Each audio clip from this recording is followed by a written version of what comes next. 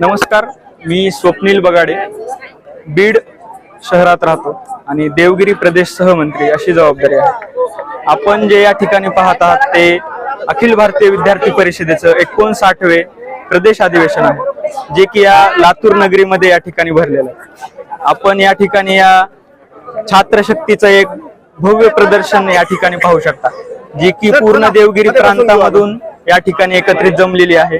ज्यामध्ये खानदेश आणि मराठवाड्यातील प्रत्येक तालुक्यातील कानाकोपऱ्यातून या ठिकाणी विद्यार्थी परिषदेचे कार्यकर्ते या ठिकाणी एकत्रित आले। आपण या 2, 3 व 4 तारखेला झालेल्या या अधिवेशनामध्ये या ठिकाणी ही